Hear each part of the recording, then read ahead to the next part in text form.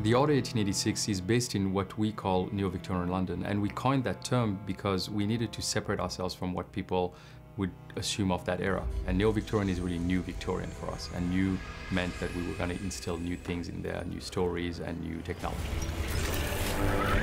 The interesting thing about Victorian era London was that it was an epicenter for change in the world. It was during this time where there was a lot of trade happening, at the same time a lot of mystery, and we almost romanticized that period today, which made it very easy for us to infuse our storyline into that era. The only way for us to really understand London was to come here. So we made a big field trip.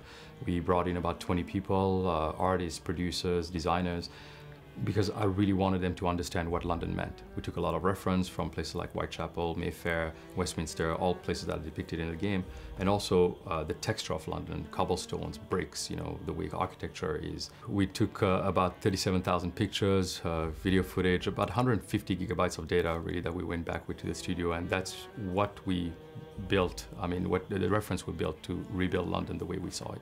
While we were on our field trip, there were interesting moments where you expect certain things coming here and sometimes you find something completely different. And I remember, for example, as we're taking footage of the House of Parliament, and I turned around and looked at Westminster Bridge, and in my head I just thought, wow, how cool it would be if we had a battle on that bridge from start to end. Like, if the whole bridge was on fire or there were bombs exploding all over the place, that's something that we translated into the game. We really wanted to replicate the feel and the life of the city as well. It certainly will feel a little more dark and ominous than what people expect, I think, in certain areas. Whitechapel is a great place to describe because it was a downtrodden area, what they call the sunken class living there. That feel, came from the technology we built for it, how we have this really thick atmosphere everywhere, how lighting works in our game. All of that basically, add to the realism and to be able to sell this world to the player. The way we approached our story, and to also keep it grounded in real life, we tried to echo a lot of things that were true of the time. We didn't want to recreate history, we wanted to twist it. And we always have this litmus test of how we're basically going to do that, and that comes from everybody working on the project. It does seem to me that what you've been able to capture here is the sort of dark, inward-looking, claustrophobic atmosphere of this city, which is, very poorly lit at night, which has streets which are slippery with filth. And I think that sense of London's dark grittiness you've captured really well.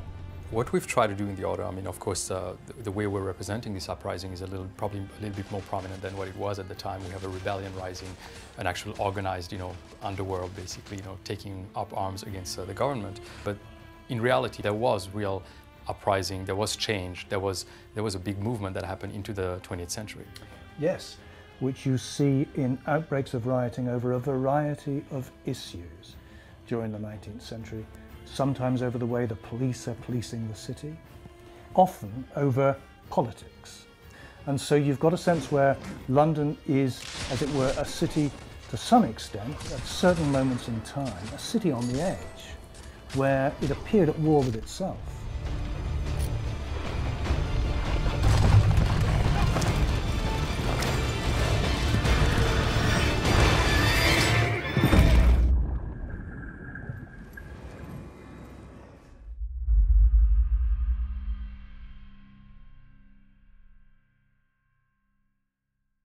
This is for the players.